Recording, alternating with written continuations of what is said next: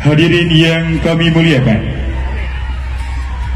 tibalah acara puncak Tabligh Akbar sekaligus dengan doa yang akan disampaikan oleh Al-Fadil Al-Mukarram As-Sayyid Habib Bahar bin Smith. Kepada yang terhormat yang mulia As-Sayyid Habib Bahar bin Smith, waktu dan tempat kami persilahkan dengan segala hormat.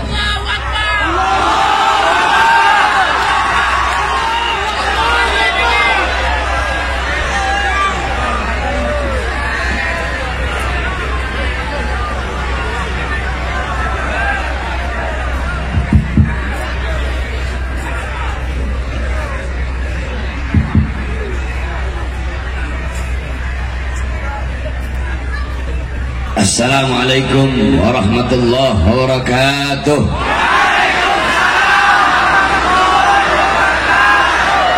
Bismillah wassalatu wassalam ala Rasulillah Muhammad ibn Abdullah wa ala alihi wa sahbihi wa man wala. Wa ba'd, saya cintai yang saya muliakan para alim ulama, para habaib, para kiai, para asatid, para tuan-tuan guru, para tokoh masyarakat, para aparat pemerintah, wabil khusus segenap para pimpinan 20 Majelis Taklim Gabungan Kota Langsa. Yang saya cintai, yang saya muliakan segenap panitia peringatan Maulid Nabi besar Muhammad. Yang saya cintai, yang saya muliakan Bapak Wali Kota Kota Langsa beserta seluruh para hadirin hadirat, bapak-bapak, ibu-ibu, khususnya para pemuda-pemudi sekalian, umat baginda Nabi besar Muhammad yang selalu dimuliakan oleh Allah Subhanahu wa taala. Saudara-saudara sekalian yang dimuliakan oleh Allah, alhamdulillah, segala puji dan syukur kehadirat Allah Subhanahu wa taala. Dialah Allah Subhanahu wa taala yang maha besar. Yang besar selain Allah kecil. Dialah Allah Subhanahu wa taala yang maha kaya. Yang kaya selain Allah miskin. Dialah Allah yang maha kuat, yang maha perkasa. Yang kuat, yang perkasa selain Allah lemah.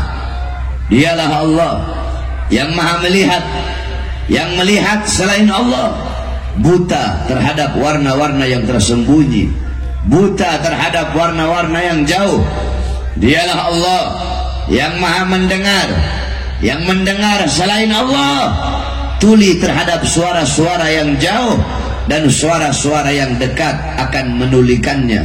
Dialah Allah Subhanahu wa taala yang dimana walaupun seluruh makhluk berbuat baik, tidak akan menambahkan sedikit pun keagungan di sisinya. Dan walaupun seluruh makhluk berbuat dosa, tidak akan mengurangi sedikit pun keagungan di sisinya. Dialah Allah yang maha berilmu. Yang berilmu selain Allah adalah pencari ilmu.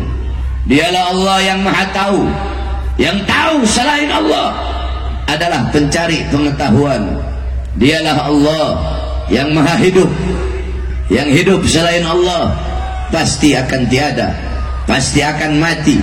Yang wujud selain Allah pasti akan hancur, pasti akan binasa. Dialah Allah yang maha berkuasa. Yang berkuasa selain Allah kadang berkuasa dan kadang tidak berkuasa. Dialah Allah yang dimana pada malam hari yang mulia ini Allah Subhanahu wa ta'ala memilih kita dari sebagian banyak hamba-hambanya. Allah pilih kita sebagai hamba-hamba yang menyambut dengan gembira hari lahirnya kekasihnya, yaitu baginda Nabi besar Muhammad sallallahu alaihi wasallam.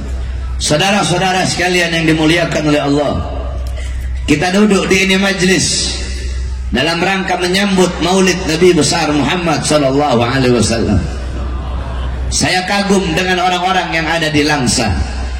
Daerah-daerah lain belum bikin acara Maulid karena ini masih bulan Safar. Daerah-daerah lain bikin Maulid biasanya masuk bulan Rabiul Awal. biasanya kalau masih Muharram sama Safar, daerah-daerah lain itu bikin acaranya acara Muharram. Tapi ini orang Langsa, orang Aceh luar biasa.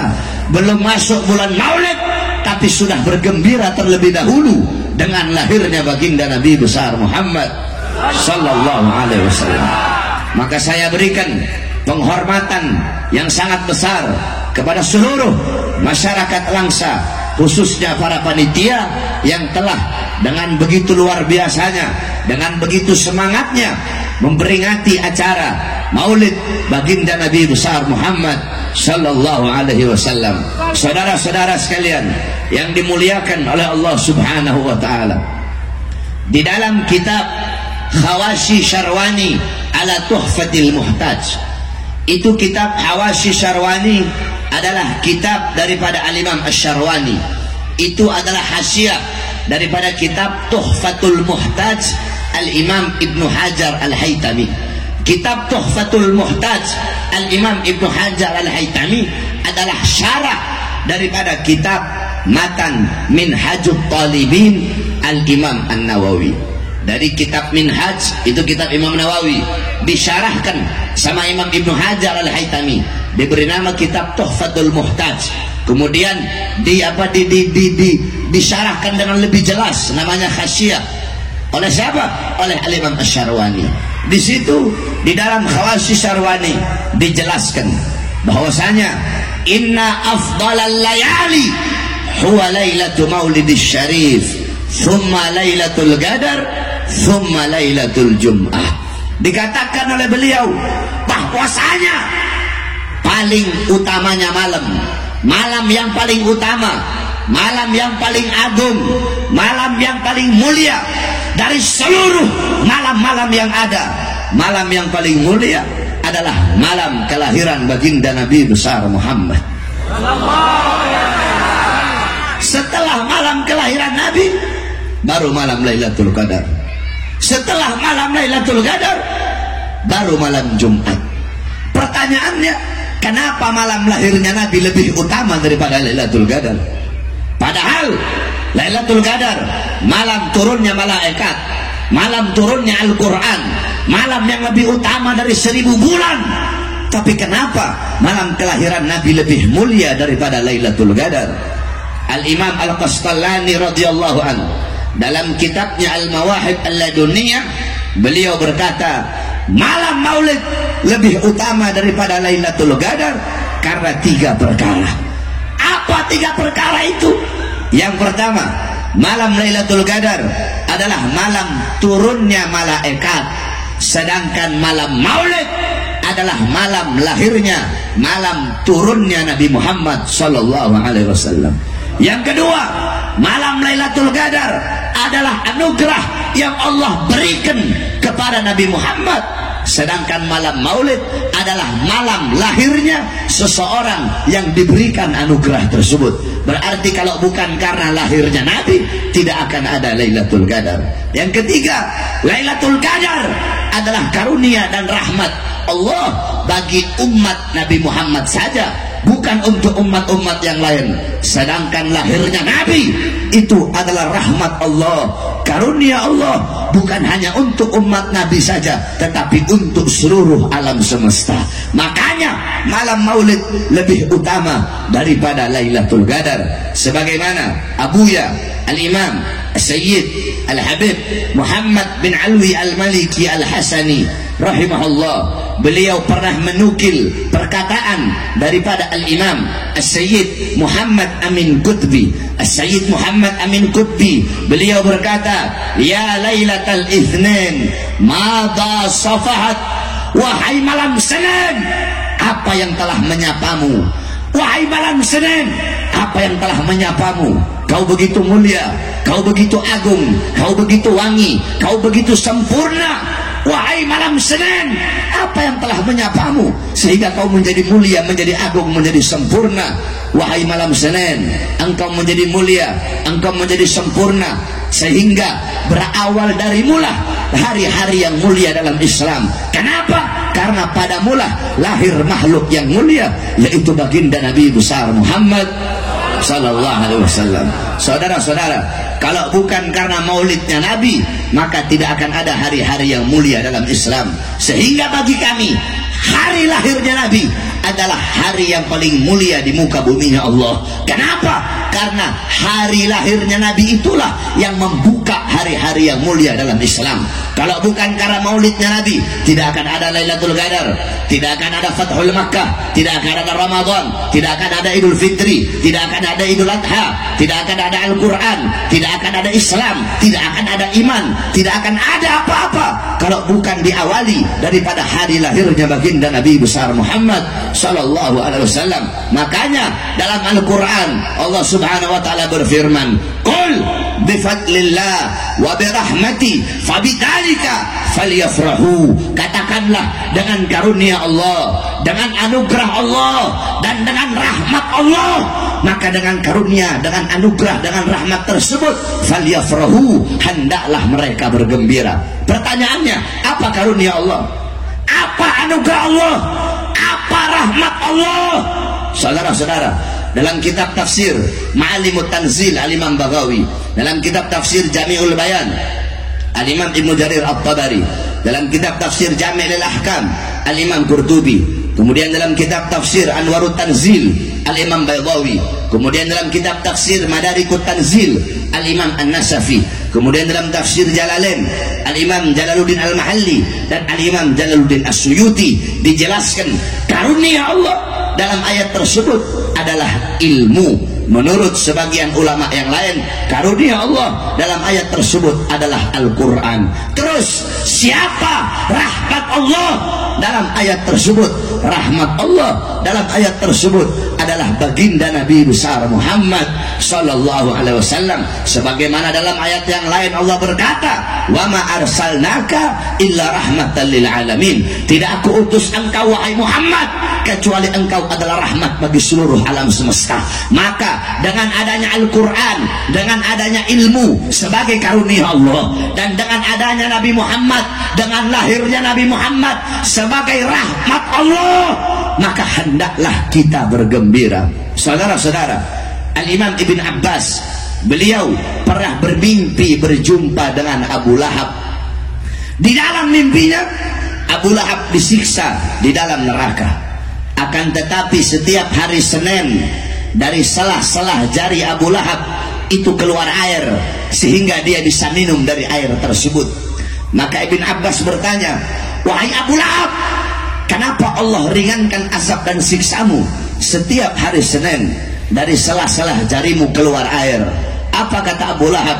Ya, Allah ringankan azab dan siksaku setiap hari Senin. Kenapa? Karena aku pernah bergembira dengan lahirnya Muhammad. Ketika itu aku punya budak namanya Suwaibah. Suwaibah datang membawa kabar kelahiran Muhammad. Ketika mendengar ponakanku lahir, aku sangat senang, aku sangat gembira. Saking senangnya aku, saking gembiranya aku merdekakan Suwaibah. Karena aku memerdekakan Suwaibah, karena dia membawa kabar kelahiran Muhammad, karena kegembiraan, kesenanganku sesaat atas lahirnya Muhammad, karena inilah Allah ringankan azab dan siksaku setiap hari Senin. Saudara-saudara, itu Abu Lahab yang mati dalam keadaan kafir, tetapi Allah ringankan azab dan siksa setiap hari Senin karena bergembira dengan lahirnya Rasulullah. Maka bagaimana dengan kita, umat Nabi, kalau kita bergembira seumur hidupnya kita dengan lahirnya baginda Nabi besar Muhammad sallallahu alaihi wasallam? Saudara-saudara, di hari lahirnya Nabi, seluruh alam semesta bergembira di lahirnya, pada hari lahirnya Nabi Muhammad. Para malaikat bergembira di hari lahirnya Nabi. Para bidadari berdandan, bidadari yang sudah cantik, mereka lebih mempercantik dirinya menyambut kelahiran Rasulullah. Para wildan, mereka menggelarkan permadani, menggelarkan intan permata untuk menyambut kelahiran Nabi Muhammad. Binatang-binatang, tumbuh-tumbuhan, seluruhnya bergembira dengan lahirnya Nabi, illa iblis, kecuali iblis. Iblis di hari lahirnya Nabi, dia berteriak sekencang-kencangnya. Tidak pernah iblis berteriak begitu kencang selain di hari lahirnya Nabi Muhammad. Kenapa iblis berteriak? Kenapa iblis menangis? Karena dia tahu musuh terbesarnya telah lahir, yaitu baginda Nabi besar Muhammad sallallahu alaihi wasallam. Oleh karenanya, saudara-saudara sekalian yang dimuliakan oleh Allah, kita duduk pada malam hari yang mulia ini bergembira dengan lahirnya Nabi. Tadi dibacakan maulid Nabi Muhammad. Inti daripada maulid yaitu diceritakan sejarah Nabi Muhammad.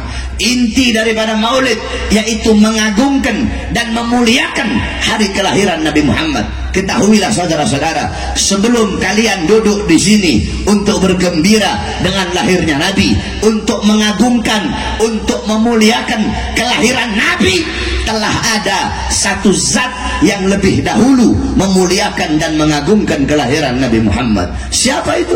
Allah subhanahu wa ta'ala. Cuma caranya Allah dan cara kita berbeda.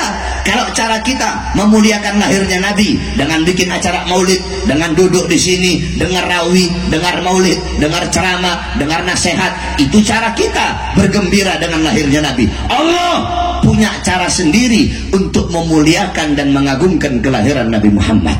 Bagaimana cara Allah memuliakan dan mengagungkan hari lahirnya Nabi? Yang pertama, saudara-saudara, di hari lahirnya Nabi, bahwasanya ketika itu Raja Habasyah datang ke Makkah, yakni lihadmil Ka'bah, untuk menghancurkan Ka'bah. Fa'ahlakallahul jish, kemudian Allah hancurkan pasukan gajah yang ingin menyerang Makkah. Ketika itu Raja Abraha, dia datang membawa pasukan gajah yang banyak untuk menghancurkan Ka'bah. Kemudian Allah mengutus burung ababil yang berasal dari neraka. Satu ekor burung membawa 3 buah batu. Satu batu ditaruh di mulutnya, satu batu di kaki kanannya, satu batu di kaki kirinya. Itu burung lemparkan itu batu, jatuh di tentara pasukan gajah, tembus sampai ke kaki, saudara-saudara. Allah hancurkan, Allah binasakan pasukan gajah pada hari lahirnya Nabi. Kenapa? Ikraman, untuk memuliakan dan mengagungkan kelahiran Nabi besar Muhammad sallallahu alaihi wasallam. Di hari lahirnya Nabi, kerajaan Romawi Allah hancurkan. Kenapa Allah hancurkan di hari lahirnya Nabi? Padahal bisa saja Allah hancurkan sebelum Nabi lahir atau sesudah Nabi lahir. Tapi kenapa di hari lahirnya Nabi? Takriman, ta'ziman li maulidir Rasul sallallahu alaihi wasallam, untuk memuliakan dan mengagungkan hari lahirnya baginda Nabi besar Muhammad sallallahu alaihi wasallam. Di hari lahirnya Nabi, api majusi yang selama ribuan tahun tidak pernah padam, Allah padamkan di hari lahirnya Nabi. Kenapa kok di hari lahirnya Nabi? Padahal bisa saja, tidak mustahil bagi Allah kalau Allah mau padamkan sebelum Nabi lahir atau sesudah Nabi lahir. Tapi kenapa Allah padamkan di hari lahirnya Nabi? Takriman, ta'ziman, untuk memuliakan, untuk mengagungkan hari kelahiran baginda Nabi besar Muhammad sallallahu alaihi wasallam. Sumur-sumur yang kering memancarkan airnya di hari lahirnya Nabi. Pohon-pohon yang kering, pohon-pohon yang tandus berbuah kembali. Pohon kurma yang kering berbuah di hari lahirnya Nabi. Kenapa kok di hari lahirnya Nabi? Kenapa tidak di hari-hari yang lain? Untuk memuliakan dan mengagungkan kelahiran baginda Nabi besar Muhammad sallallahu alaihi wasallam. Di hari lahirnya Nabi, Allah subhanahu wa ta'ala memerintahkan para malaikat untuk menjaga pintu langit. Kenapa? Karena sebelum di hari lahirnya Nabi itu syaitan, jin, iblis, dia pergi ke langit untuk mencuri berita-berita gaib, kemudian dia berikan kepada para dukun-dukun. Di hari lahirnya Nabi, pintu langit Allah suruh malaikat jaga dengan membawa panah yang terbuat dari api, sehingga kalau ada setan, iblis, jin mau curi berita langit, dipanah sehingga mereka terbakar. Kenapa kok di hari lahirnya Nabi? Kenapa bukan di hari-hari yang lain? Untuk memuliakan dan mengagungkan kelahiran baginda Nabi besar Muhammad sallallahu alaihi wasallam. Nah, saudara-saudara, Allah saja memuliakan kelahirannya Nabi. Allah saja bergembira dengan lahirnya Nabi. Kita siapa kok tidak mau memuliakan, tidak mau mengagungkan kelahiran baginda Nabi besar Muhammad sallallahu alaihi wasallam? Bahkan banyak orang-orang bertanya, ngapain sih itu bikin-bikin acara maulid? Ngapain bikin-bikin acara maulid? Kalau ada orang yang bertanya, ngapain bikin acara maulid? Seakan-akan itu orang bertanya, ngapain kamu bergembira dengan lahirnya Nabi Muhammad SAW? Karena orang yang merayakan maulid adalah orang yang mengungkapkan kegembiraannya dengan lahirnya Nabi. Jadi kalau ada orang yang bertanya, ngapain bikin maulid? Ngapain merayakan maulid? Sama seperti dia bertanya, ngapain bergembira dengan lahirnya Nabi Muhammad SAW? Tidak pantas perkataan seperti itu keluar dari lisan seseorang yang mengaku sebagai umat baginda Nabi besar Muhammad SAW. Di dalam acara maulid diceritakan sejarah Nabi Muhammad. Tadi baca maulid, bab maulid yang dibaca itu, maulid itu adalah kisahnya Nabi, diceritakan, dibacakan agar kita tahu bagaimana sejarahnya Nabi Muhammad. Nah, sebelum kita duduk di sini untuk mendengar cerita Nabi Muhammad, ketahuilah Allah sudah lebih dahulu menceritakan tentang Nabi Muhammad kepada nur para nabi dan nur para rasul. Apa dalilnya? An Jabir ibn Abdullah Al-Ansari radhiyallahu anhu qaal, qultu ya Rasulullah bi abi wa ummi akhbirni an awwali syai'in khalaqahu Allah qabla al-asya. Qala ya Jabir, khalaqahu Allah qabla al-asya nura nabiyyika Muhammadin sallallahu alaihi wasallam min nurih. Dari Jabir bin Abdullah Al-Ansar, beliau bertanya kepada Rasulullah, ya Rasulullah, demi ayahku, demi ibuku, akhbirni, beritahu aku ya Rasulullah, sebelum Allah ciptakan apa-apa, siapa makhluk yang pertama kali diciptakan oleh Allah Subhanahu wa ta'ala? Kemudian Nabi Muhammad menjawab, ya Jabir, inna Allah khalaqa qabla al-asya. Wahai Jabir, sesungguhnya Allah telah menciptakan satu makhluk sebelum Allah ciptakan apa-apa. Belum ada sorga, belum ada neraka, belum ada langit, belum ada bumi, belum ada manusia, belum ada jin, belum ada syaitan, belum ada malaikat, belum ada khilman, belum ada wildan, belum ada lauhil mahfud, belum ada apa-apa. Yang ada hanya Allah Subhanahu wa ta'ala. Siapa makhluk yang pertama kali diciptakan oleh Allah? Nura nabiyyika Muhammadin, cahaya kekasihmu, cahaya nabimu, yaitu cahaya baginda Nabi besar Muhammad. Khalaqa min nurih, yang Allah ciptakan dari cahaya Allah Subhanahu wa ta'ala.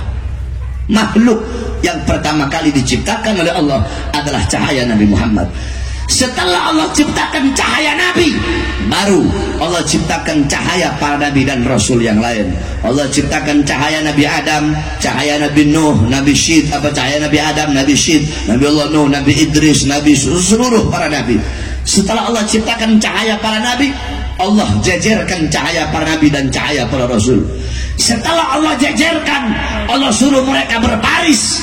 Kemudian Allah perintahkan cahaya Nabi Muhammad untuk lewat di atas cahaya para Nabi dan cahaya para Rasul.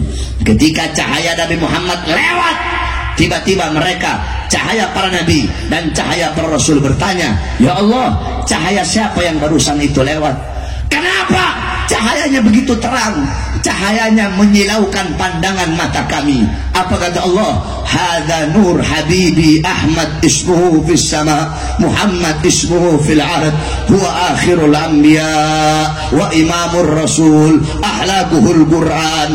Kata Allah, ini adalah cahaya kekasihku. Ahmad namanya di langit, Muhammad namanya di bumi. Dia adalah akhir para nabi, dia pemimpin para rasul, akhlaknya adalah Quran.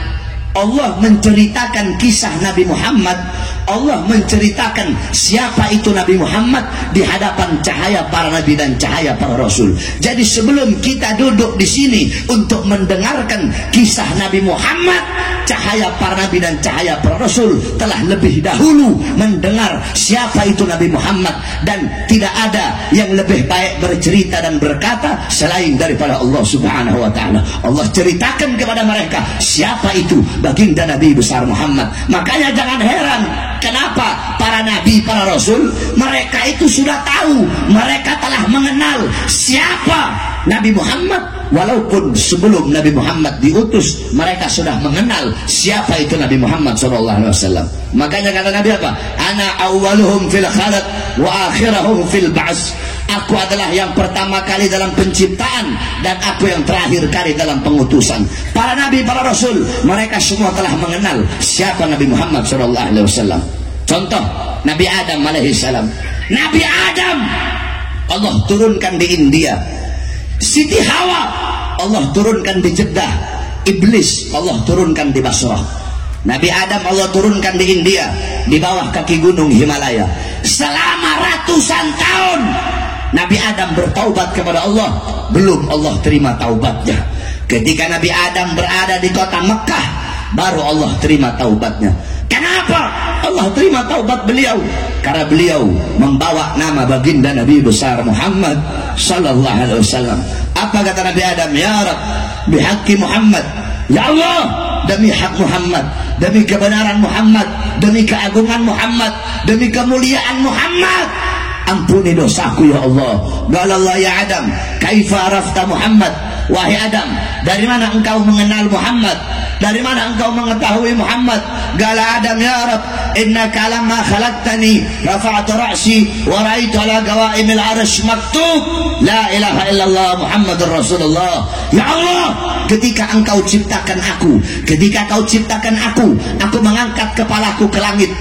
Aku mengangkat kepalaku, aku melihat di tiang-tiang arsy, di dinding-dinding arsy, di tiang-tiang sorga tertulis kalimat la ilaha illallah Muhammad Rasulullah. Dari sinilah aku tahu tidak mungkin engkau meletakkan nama makhluk di samping namamu, kecuali pasti makhluk itu makhluk yang sangat berarti di sisimu, kecuali makhluk itu makhluk yang paling engkau cintai. Makanya aku bawa nama Muhammad dalam pertaubatanku kepadamu dengan harapan agar engkau menerima taubatku.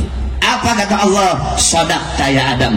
Betul, benar apa yang kamu katakan itu wahai Adam. Kalau kamu bermohon kepadaku dengan membawa nama Muhammad, ketahuilah telah aku ampuni dosamu dan aku terima taubatmu wahai Adam. Nabi Adam mengenal Nabi Muhammad SAW. Nabi Musa beliau naik ke atas Tur Sina, naik ke atas bukit Sina, bermohon kepada Allah, ya Allah, aku ingin melihat cahayamu. Ya Allah, aku ingin melihat zatmu. Apa kata Allah? Wahai Musa, kau tidak akan sanggup, kau tidak akan kuat wahai Musa.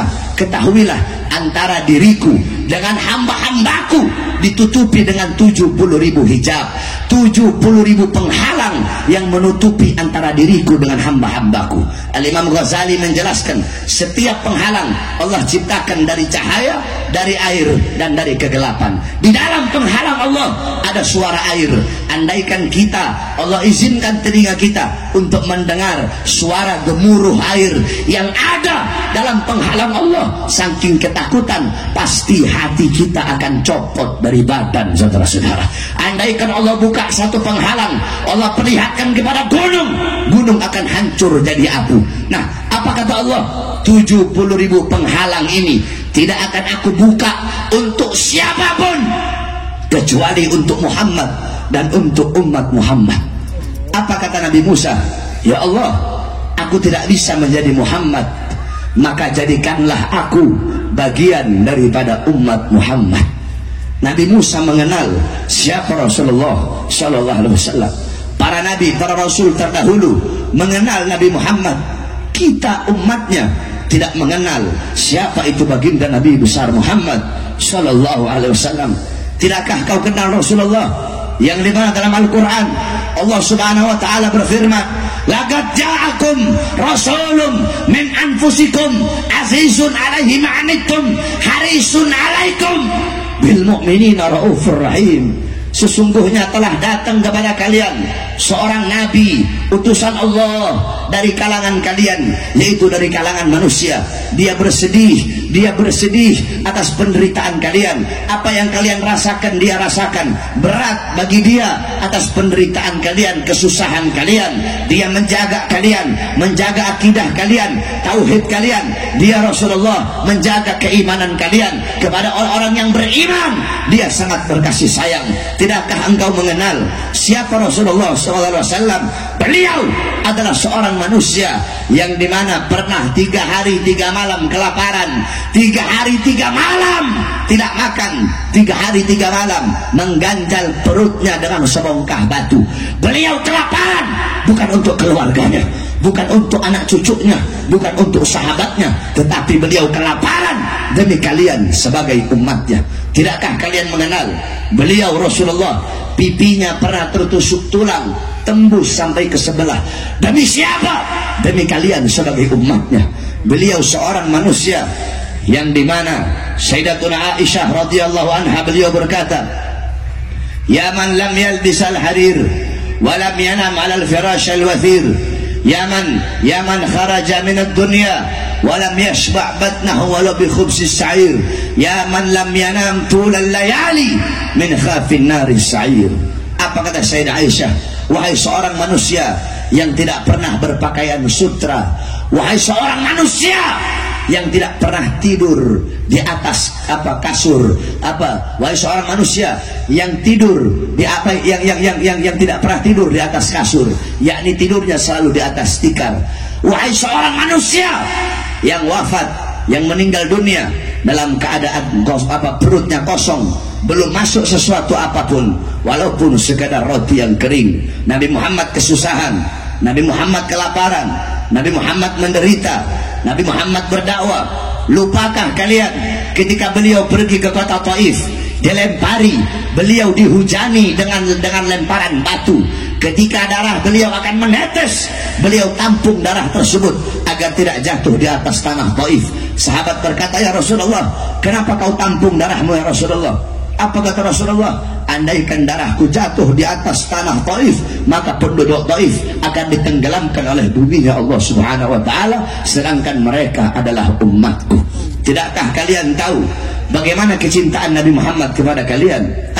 Kecintaan Nabi kepada kalian lebih besar daripada kecintaan bapak ibu kalian kepada kalian, lebih besar daripada kecintaan istri-istri kalian kepada kalian, suami kalian kepada kalian, anak-anak kalian kepada kalian.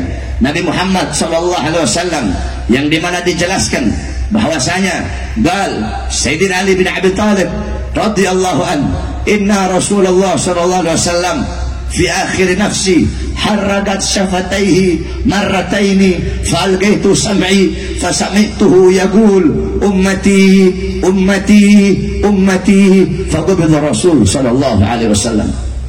Apa kata Sayyidina Ali bin Abi Thalib? Nabi Muhammad di akhir hayatnya, aku melihat bibir beliau bergerak dengan 2 kali gerakan. Kemudian aku dekatkan telingaku, aku mendengar beliau berkata, ummati umatku, ummati umatku, umatku. Kemudian meninggal Nabi Muhammad SAW. Ketika itu Allah berkata kepada Jibril, wahai Jibril, turunlah engkau, sampaikan kepada Muhammad, apakah Muhammad memilih dunia atau memilih aku? Kalau dia memilih dunia, sampaikan kepadanya, akan aku panjangkan umurnya. Tapi kalau dia memilih aku, sampaikan kepadanya, hari ini akan datang kematiannya. Turun Jibril alaihissalam. Ketika itu Rasulullah berada di atas kasur, sedang dalam keadaan sakit di rumah Sayyidatuna Aisyah. Apa kata Jibril? Ya Rasulullah, Tuhanmu memberikan kepadamu 2 pilihan. Apakah kau akan memilih dunia atau memilih Allah Subhanahu wa taala? Apa kata Jibril? Apa kata Nabi? Apa jawabnya Nabi? Tentu aku lebih memilih Allah Subhanahu wa taala. Sampaikan kepada Tuhanku, aku lebih memilih Allah daripada dunia, karena dunia bukanlah tempatku. Tempatku ketika ruhku berpindah kepada Allah, maka itu adalah tempatku yang sebenarnya. Maka Jibril membawa pesan Nabi Muhammad. Allah berkata kepada Israel, wahai Israel, turunlah engkau dengan perintahku. Pasanglah sebaik-baiknya wajah, pasanglah sebaik-baiknya senyuman. Engkau turun, engkau akan mencabut nyawa makhluk yang paling mulia. Engkau izin dulu kepadanya, mau tidak dia dicabut nyawanya. Kalau dia mau, kau cabut. Kalau dia tidak mau, maka jangan kau cabut. Kembalilah engkau kepadaku.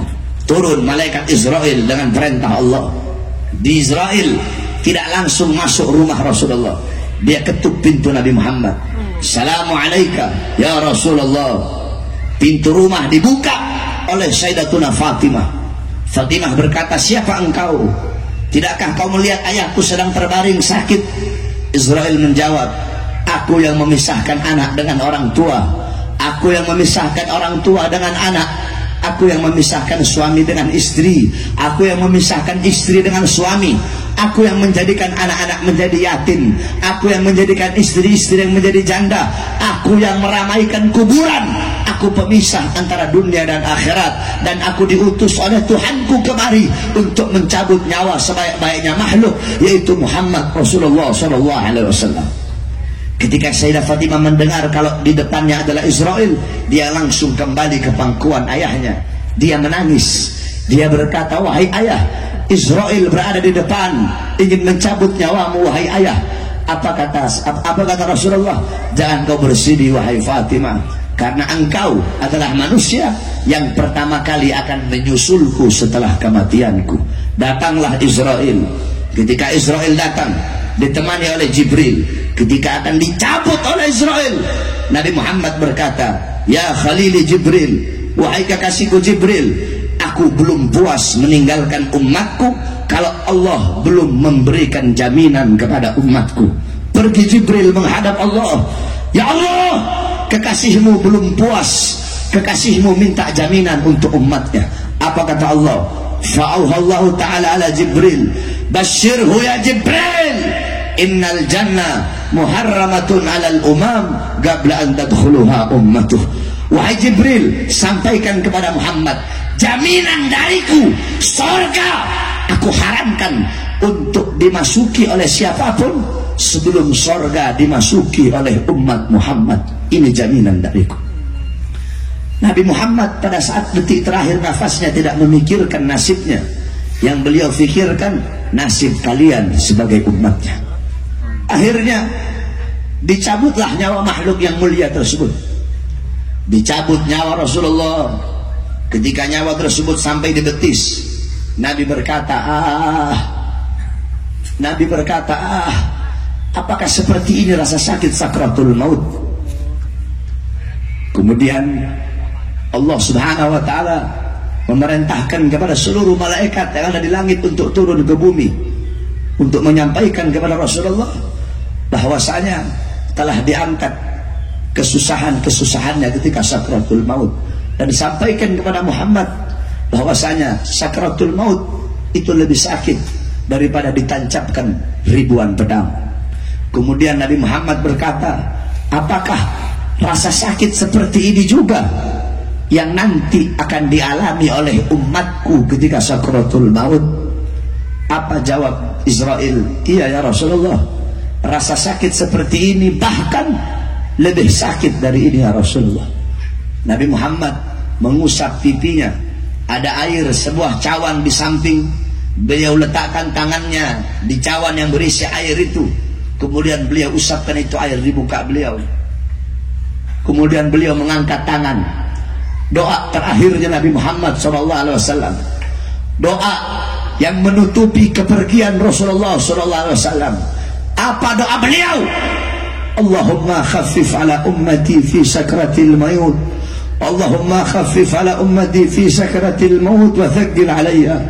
Ya Allah, ya Rabb, ringankanlah, permudahkanlah sakratul maut umatku dan beratkanlah untukku. Ya Allah, ya Rabb, aku menanggung sakratul maut umatku. Berikan rasa sakit mereka, berikan beban penderitaan sakratul maut umatku. Ya Allah, umatku tidak akan kuat, umatku tidak akan sanggup.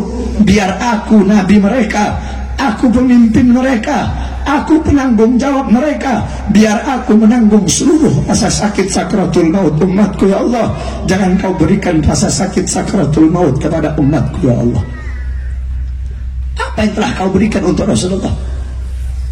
Apa yang telah kau korbankan untuk Nabi Muhammad? Nabi Muhammad berjuang mati-matian, pagi, siang, sore, malam berdakwah, berdarah. Demi siapa? Demi kalian. Agar apa? Agar iman sampai, agar Islam sampai, agar takwa sampai, agar syariat Islam sampai, agar masjid sampai, agar ulama sampai, agar Al-Quran sampai, agar ilmu, amal, adab, warok sampai, ikhlas sampai, takwa sampai, amar ma'ruf sampai, jihad sampai, nahi mungkar sampai kepada kalian. Itu semua berkat perjuangan Rasulullah. Tetapi setelah itu semua sampai, malah kalian sia-siakan, malah kalian campakkan, kalian lebih berat kepada urusan dunia daripada urusan-urusan yang menggembirakan hati baginda Nabi besar Muhammad sallallahu alaihi wasallam. Oleh karenanya, saudara-saudaraku sekalian yang dimuliakan oleh Allah Subhanahu wa taala, dengan adanya acara Maulid yang mulia ini, maka jadilah kita umat Nabi yang bisa menggembirakan Nabi Muhammad. Dengan apa? Dengan mengikuti syariatnya, dengan taat kepada aturan-aturannya, dengan mengikuti sunnah-sunnah daripada baginda Nabi besar Muhammad. Jangan engkau jauh dari ulama, jangan engkau jauh dari orang-orang saleh. Kenapa? Karena para ulama itu adalah pewaris daripada keilmuan baginda Nabi besar Muhammad sallallahu alaihi wasallam. Nabi Muhammad tidak mewariskan harta, pangkat, jabatan, tahta, kekuasaan. Bukan itu warisannya Nabi. Warisannya Nabi adalah ilmu yang dibawa oleh para ulama. Oleh karenanya, jangan engkau jauh dari ulama, jangan engkau jauh dari orang-orang saleh. Tinggalkan perbuatan dosa, tinggalkan perbuatan maksiat. Tuba liman kana tarkud dunya qabla an taraktah wa bana qabrahu qabla an yadkhula wa arda rabbahu qabla an yaldah. Sungguh beruntung, sungguh berbahagia bagi orang-orang yang meninggalkan dunia sebelum dunia yang meninggalkannya. Apa maksudnya meninggalkan dunia? Tinggalkan perbuatan dosa, tinggalkan perbuatan maksiat, tinggalkan perbuatan-perbuatan yang dilarang oleh Allah Subhanahu wa taala. Kita orang-orang sekarang sibuk dengan urusan dunia, sibuk dengan urusan harta, pagi siang sore malam cari uang, pagi siang sore malam cari harta, pagi siang sore malam melayani dunia, pagi siang sore malam jadi budak-budak dunia. Kamu bersungguh-sungguh mencari sesuatu yang telah dijamin oleh Allah, tetapi sorga yang belum dijamin kamu tidak sungguh-sungguh untuk mencarinya. Kebalik, urusan akhirat yang belum dijamin harusnya kita bersungguh-sungguh. Urusan dunia, rezeki yang telah ditanggung oleh Allah harusnya biasa-biasa saja. Oleh karenanya, tinggalkan dunia. Sebelum apa? Sebelum dunia yang meninggalkan kita. Maksudnya apa? Sebelum mati, saudara-saudara. Wabana gabrahu qabla an yadkhula. Sungguh beruntung bagi orang-orang yang membangun kubur sebelum mereka memasukinya. Apa maksudnya bangun kubur? Maksudnya membangun kubur bukan berarti menggali kubur, tetapi siapkan bekal-bekal untuk kau bawa ke dalam kubur. Karena dunia tempat memanen, kubur dunia tempat menanam, kubur tempat memanen. Kalau di dunia engkau menanam sesuatu yang baik, dalam kubur engkau pun akan memanen sesuatu yang baik. Dalam kubur engkau sendiri, engkau sunyi, engkau sepi, tidak ada teman, tidak ada kekasih, tidak ada orang tua menemani anak dalam kubur, tidak ada anak menemani orang tua dalam kubur, tidak ada suami menemani istri dalam kubur, tidak ada istri menemani suami dalam kubur. Dalam kubur engkau sendiri, engkau sunyi, engkau sepi. Temanmu adalah amal-amal yang engkau tanam ketika engkau hidup di dunia. Maka siapkan bekal-bekal untuk engkau bawa ke dalam kubur. Wa arda rabbahu qabla an yalqah. Dan sungguh beruntung bagi orang-orang yang ridha kepada Tuhannya sebelum dia berjumpa dengan Tuhannya. Oleh karenanya, saudara-saudara sekalian yang dimuliakan oleh Allah Subhanahu wa taala, di tahun baru Islam ini 1440 Hijriah, kita harus menjadi orang-orang yang hijrah. Jangan sama dengan tahun kemarin.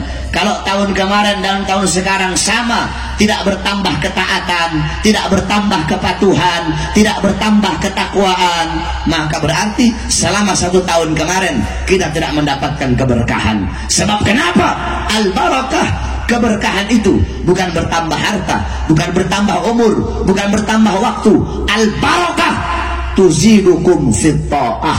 Barakah adalah bertambahnya ketaatan dan kepatuhan kepada Allah Subhanahu wa taala. Hijrahlah engkau. Sebab ketika kita berbicara tentang tahun baru Hijriah, maka tidak akan pernah bisa dilepaskan daripada hijrah Nabi Muhammad. Sebab kenapa? Sebab hijriyah, tahun hijriyah itu diambil dari kata hijrah, sebagaimana dijelaskan para ulama dalam kitab tarikh Al-Imam Ibnu Jarir At-Tabari, dalam kitab tarikh Syiarul A'lam An-Nubala karangan Al-Imam Az-Zahabi, dalam kitab tarikh Al-Bidayah wan Nihayah karangan Al-Imam Ibnu Katsir, dijelaskan dulu orang Arab jahiliyah, bahkan sampai di zaman Nabi, sampai di zaman Sayyidina Abu Bakar, sampai di zaman Khalifah Umar bin Khattab di tahun kedua menjabat sebagai khalifah, umat Islam tidak punya tahun. Jadi umat Islam itu nggak punya tahun. Mereka pakai kalender Qamariyah berdasarkan hitungan bulan.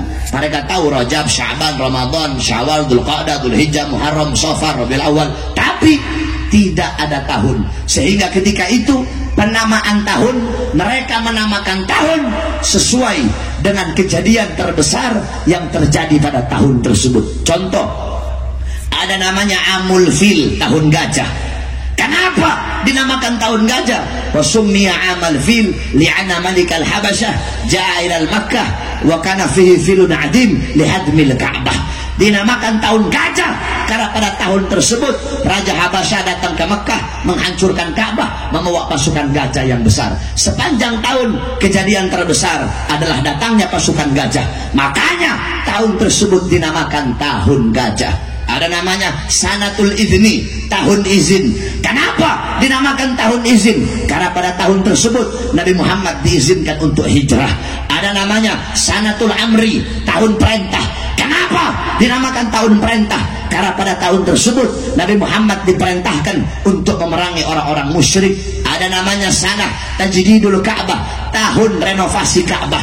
Kenapa dinamakan tahun renovasi Ka'bah? Karena kejadian terbesar sepanjang tahun itu Mekah banjir, sehingga Ka'bah ada beberapa bagiannya yang rusak, kemudian diperbaharui dan diperbaiki. Begitu terus setiap tahun dengan nama yang berbeda-beda. Sanatul Zilzal, Sanatul Zalazil, Sanatul Tamhis, terus sampai di zaman Khalifah Umar bin Khattab. Ketika Khalifah Umar bin Khattab menjabat sebagai khalifah di tahun kedua, ketika itu beliau menulis surat kepada Abu Musa al-Ash'ari yang isi suratnya, innahu yu'tina min amiril mu'minin kitaban maktubun fihi Sya'ban wa lam nadri ayu syai'in na'mal huwa Sya'banul madi, Sya'banul an atau Sya'ban istiqbal.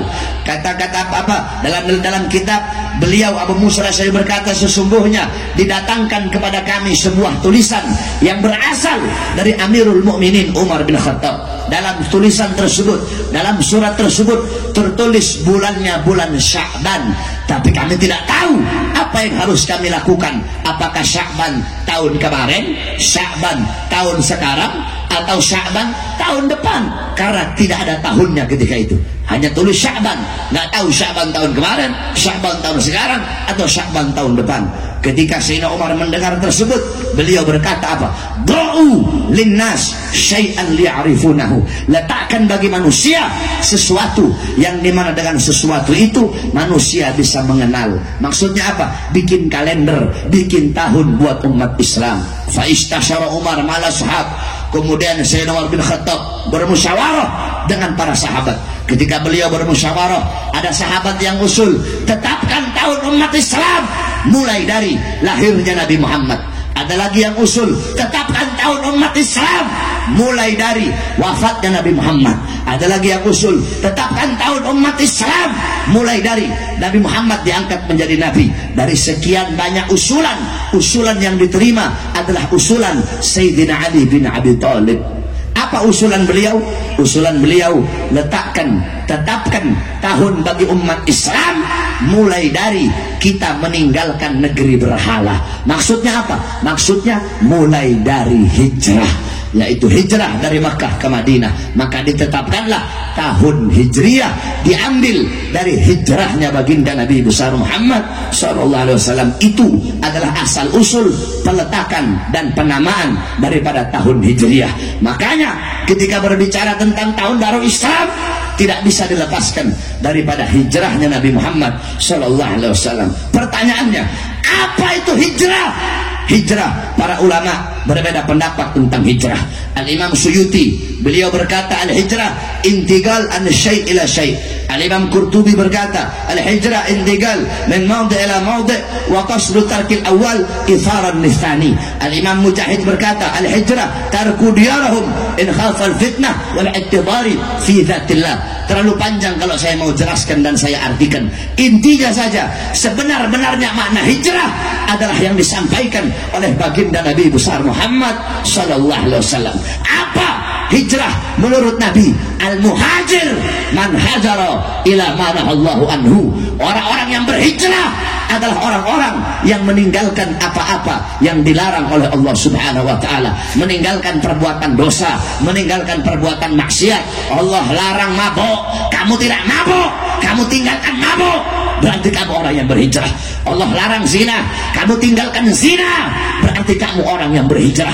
Allah larang makan riba, kamu tidak makan riba, maka kamu orang yang berhijrah. Allah larang korupsi, Allah larang mencuri, Allah larang terima atau menyuap atau menerima suap, kamu tidak terima itu, kamu tidak melakukan itu, maka kamu orang yang berhijrah. Setiap orang yang meninggalkan perbuatan dosa, maka orang tersebut disebut orang yang berhijrah kepada Allah Subhanahu wa taala. Makanya di tahun baru Islam 1440 Hijriah ini, ayo kita hijrah.